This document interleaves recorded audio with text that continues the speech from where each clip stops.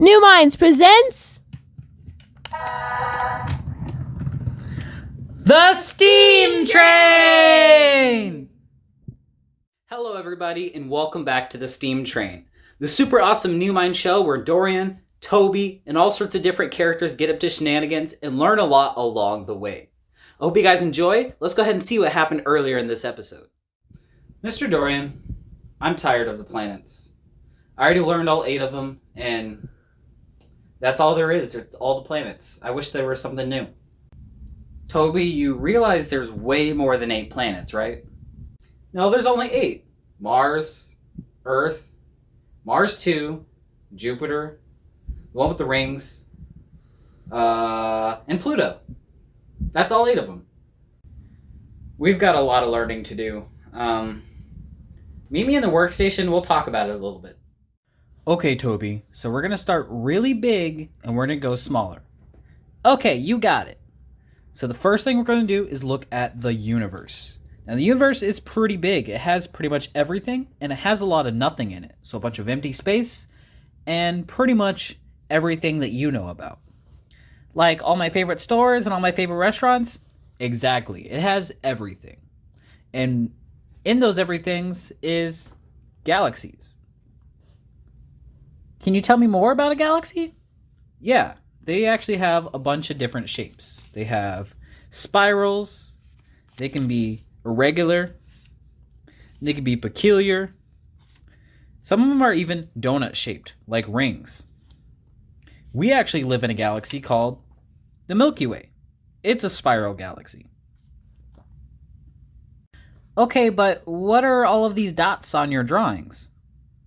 So Toby, all of these dots are actually something smaller. So let's move all of this and start with the Milky Way, because this is where we live.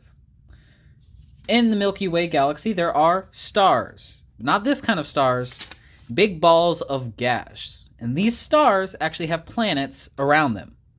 You mean there's more planets? But this is just our galaxy. Right, but every one of these stars in this giant galaxy could be called a solar system. It is a system of stars and planets. And that's actually where our planets are. Our solar system, the Milky Way, has all of our favorite planets spinning around in circles, doing their normal planet business. But why do they spin in circles? Shouldn't they just stay in place? Well, we can talk about that actually. Let's get these out of the way. So they're all being pulled by a force called gravity. It's the same thing that keeps us on the ground that keeps the planets together. The easiest way to picture it is imagine you have a trampoline. This trampoline, when you put something on it, it's going to get pushed down. Maybe you have a bowling ball. Maybe you have a beach ball. These are going to be our examples. One of them is full of air, like our beach ball, and one of them is full of stuff, like our bowling ball.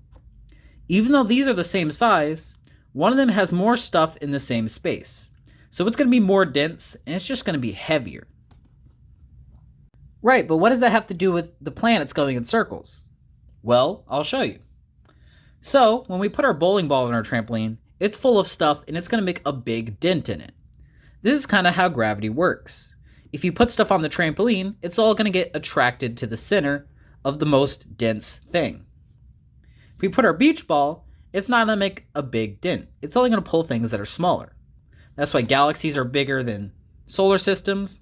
Solar systems have smaller things in them. And it kind of goes by size. Okay, you know what? I think I know what you're talking about. I'm going to go and find some new planets. I'll be right back. Okay, Toby, don't forget, space is cold. Make sure you wear a jacket. You got it, bye.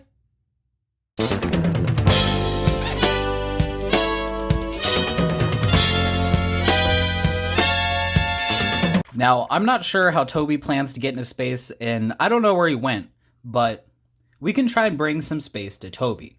First thing we're going to do is we're going to invent a new planet. Take a piece of paper and cut out a circle.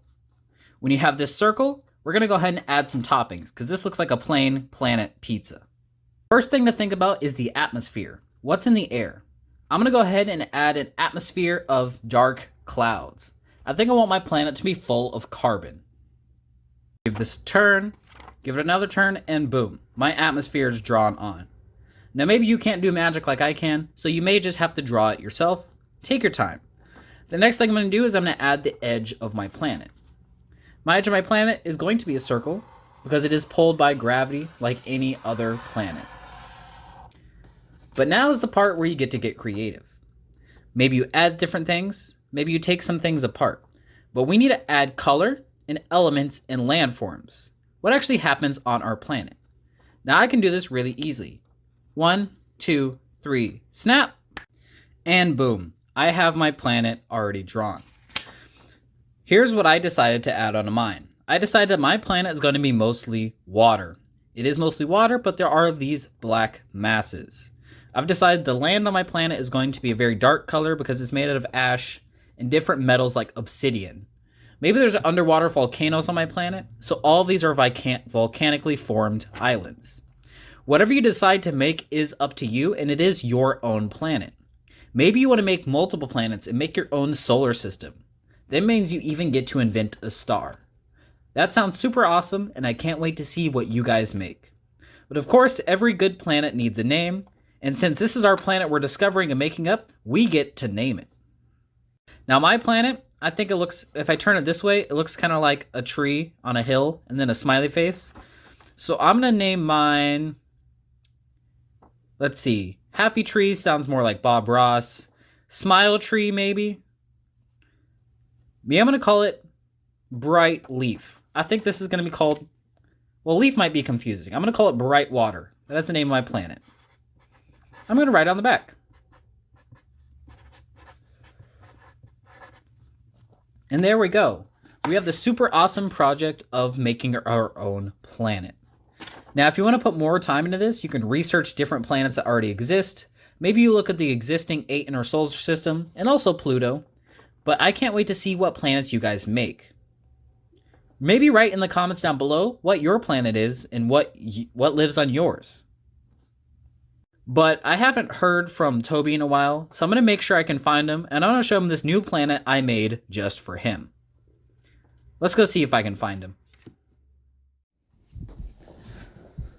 This is weird. I couldn't find Toby anywhere. I guess I'll just call him.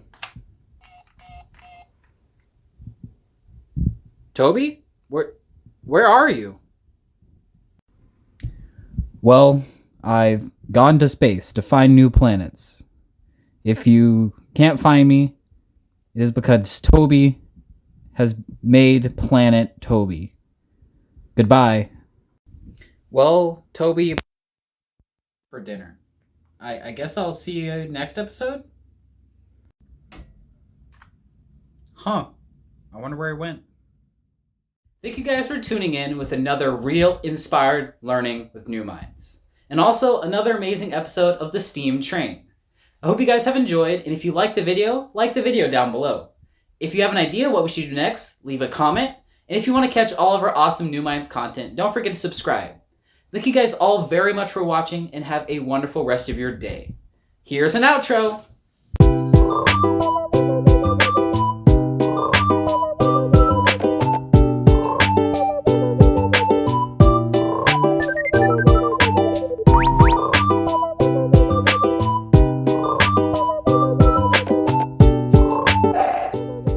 Toby's log, day 1. I've ran out of chips, and that is all the supplies I've bought. I'm heading back home to Earth.